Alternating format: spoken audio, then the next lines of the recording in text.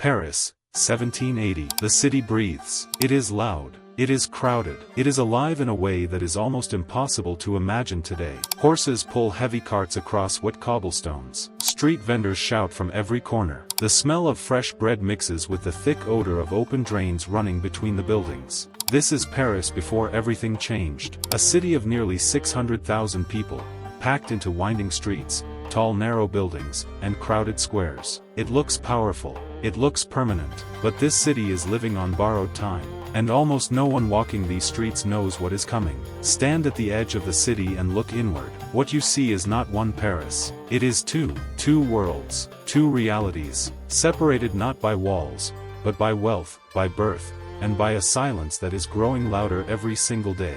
On one side of that divide, the nobility live in a Paris of stone and gold. Their mansions sit behind tall iron gates on wide, clean streets. The windows are large. The ceilings are high. Candlelight reflects off polished floors and gilded furniture. Servants move quietly through every room. The tables are full. The wine is always poured. These families do not work with their hands. They were born into comfort, and they expect to die in it. Their Paris is beautiful, ordered, controlled. But step away from those gates. Walk just a few streets in any direction. The road narrows immediately. The buildings grow taller and lean toward each other, blocking out the sky above. The air changes. It becomes heavier, thick with smoke from cooking fires, with the smell of animals, with the noise of too many people living too close together. Here, families of 5 and 6 share a single room. Children sleep on the floor. Mothers wake before sunrise to find work. Fathers carry loads across the city for wages that barely cover the cost of a single loaf of bread. These people are not lazy. They are not careless. They are simply trapped inside a system that was never designed to help them rise. Their Paris has no wide streets, no gilded furniture, no full tables. Their Paris is a place of exhaustion, and it has been that way for generations. And yet both worlds share the same sky. They breathe the same air. They walk the same city. Two Frances living inside one set of walls. The distance between them is not measured in streets. It is measured in hunger, in silence, in everything that has never been said out loud, but is building, slowly, beneath the surface of every ordinary day.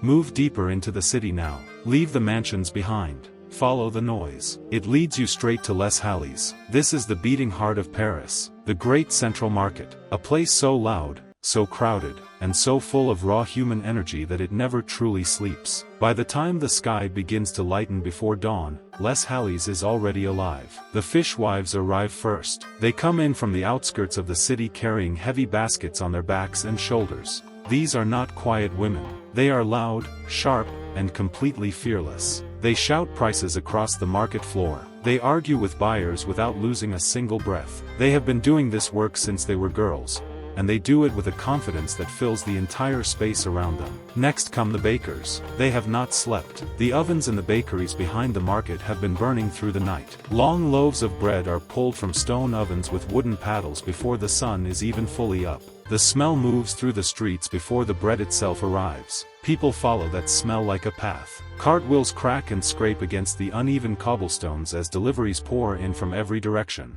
Barrels of salted fish, crates of root vegetables, bundles of dried herbs tied with rough twine, slabs of meat hanging from iron hooks beneath canvas awnings. Sellers arrange their goods with practiced speed. Buyers move through the rows with sharp eyes and careful hands, checking, weighing, negotiating every single purchase. Nothing here is wasted. Every coin matters. Every transaction in this market is a small act of survival. This is the engine of daily Parisian life. Not the mansions, not the royal halls, not the painted ceilings of the wealthy. It is here, in the noise, in the mud, in the hands of ordinary people doing extraordinary work just to reach the end of another day. Les Halles is Paris, the real Paris, and it runs entirely on human effort. Leave the market now. Walk south. The noise of Les Halles fades behind you, and a different sound takes its place. The sound of water. The river Seine cuts through the heart of Paris like a slow, deliberate breath. It has been here longer than any building in this city, longer than any street, any bridge, any wall. And in 1780, it is not a place of quiet reflection. It is a place of work. Step down to the riverbank in the early morning hours and the scene is already full. The washerwomen are here. They kneel at the edge of the water on wooden boards worn smooth by years of use. Their hands move without stopping, scrubbing, wringing, beating cloth against the wet stone. The river carries the sounds of their labor downstream. These women wash the linens of households across the city. They work in every season. In summer heat. In bitter winter cold when their hands crack and bleed from the freezing water. They talk while they work. They sing sometimes. Their voices carry across the surface of the river in the early morning quiet. Out on the water itself, the boatmen are already moving. Flat-bottomed boats push slowly against the current, loaded with barrels of wine from the vineyards outside the city. Sacks of grain. Timber for construction. Blocks of stone. The river is the fastest and cheapest way to move heavy goods into Paris, and these men know every current, every shallow, every safe place to dock. The bridges above them are not empty either. In this Paris, the bridges are not just crossings.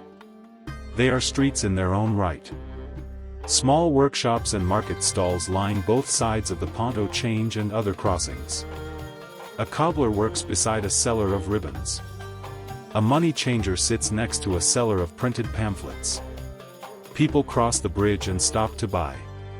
To argue. To exchange news. The Seine connects everything. It feeds the city. It moves the city. It holds the city together from below, quietly, constantly, without rest. But look closer now. Look past the noise of the market. Past the movement on the river. Past the ordinary rhythm of another Parisian day. Something is wrong. It has been wrong for a while. But in 1780, it is becoming impossible to ignore. The bread is getting more expensive. This is not a small inconvenience. In Paris at this time, bread is not a side dish. It is the meal.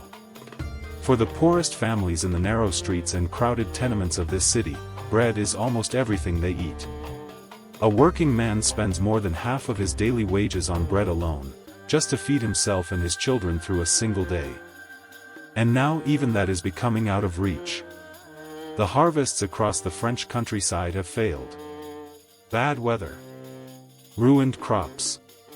Grain that never grew tall enough to cut. The shortage moves from the fields into the city like a slow tide, and by the time it reaches the market stalls of Les Halles, the prices have already climbed beyond what ordinary hands can pay. Families in the poorer quarters begin cutting meals in half. Then cutting them again. Mothers eat less so their children can eat more. Old men go to bed hungry and rise the same way. Children grow thinner in streets that were already hard. The city that looked so full of life, so loud, so busy, so unstoppable, is quietly hollowing out from the inside. And hunger does something to people. It removes patience. It replaces routine with restlessness. It turns quiet exhaustion into something sharper, something that sits behind the eyes of the people standing in the bread lines every morning, waiting for loaves that cost more than they earned the day before. Watch the faces in those lines. These are not angry people yet. But they are no longer willing to simply endure. The streets of Paris still look the same from above. The cobblestones. The market stalls. The river traffic. But the city is changing from within. And the change has already begun. The hunger is spreading through the lower streets. But in the upper rooms of Paris, in the warm, candlelit salons of the educated and the comfortable, a different kind of danger is growing. It is the danger of ideas. Paris in 1780 is not just a city of markets and rivers and bread lines. It is also the intellectual center of an entire era. The greatest thinkers of the age live and work within these walls. Philosophers. Writers. Economists. Men who have spent years questioning everything, the church, the monarchy, the very structure of the society they were born into. And now their questions are leaving the salons. In the coffee houses of the left bank, men sit close together over small wooden tables. They speak in low voices. They pass printed pamphlets from hand to hand, thin sheets of paper covered in sharp, careful words that challenge the king's authority and demand a different kind of France. These pamphlets are not legal. Printing them carries serious risk. distributing them carries more. And yet they move through the city with remarkable speed, tucked inside coat pockets, hidden beneath market goods, slipped quietly from one pair of hands to another. The words inside them are simple but radical. They speak of liberty, of the rights of ordinary people, of a government that should answer to its citizens rather than rule over them without question. To the nobility behind their iron gates, these are the reckless words of troublemakers. But to the exhausted man standing in the bread line, to the washerwoman kneeling at the frozen riverbank, to the baker who has worked through the night for wages that no longer stretch far enough, these words do not sound reckless at all. They sound true. And once an idea sounds true to enough people, it becomes nearly impossible to stop. The salons debate. The coffee houses whisper. The pamphlets circulate. The old order of Paris is not being attacked yet. But it is being questioned, loudly, widely, and with a confidence that grows stronger with every passing week. The city can feel it, even if it cannot yet name what is coming. This is the Paris that is gone. Not partially gone. Not transformed beyond recognition. Gone. The cobblestone streets where fishwives carried their baskets before sunrise. The riverbanks where washerwomen knelt in every season. The narrow tenement rooms where families of 6 shared a single candle. The coffee houses where dangerous words moved quietly from hand to hand beneath the warm light of an ordinary evening. All of it swept away, first by revolution, then by the long rebuilding that followed. The city that rose in its place was deliberately different. Wider streets. Open boulevards. A new kind of order designed to prevent the crowded, combustible closeness that had made the old Paris so volatile and so alive. What you have watched in this reconstruction is not a story of kings and battles. It is something quieter than that. And more important. It is the story of ordinary people living inside a city that was already cracking beneath their feet, without knowing it. The baker pulling loaves from a stone oven before dawn. The boatman pushing grain upriver against the current. The mother cutting the evening meal in half so her children would not go to bed completely empty. These are the people history tends to forget. AI reconstruction does not forget them. It finds them in the details, in the width of a street, in the angle of a rooftop, in the layout of a market that has not existed for more than 2 centuries. It rebuilds the texture of their world with patience and precision, so that we can stand inside it, even briefly, and understand what was lost. Paris before the French Revolution was not a perfect city. It was a deeply unequal, often brutal, quietly beautiful place, full of human effort, human suffering, and human dignity existing side by side on the same cobblestones. That city deserved to be remembered. And now, through reconstruction, it finally can be. This was Paris. Before the world changed it forever.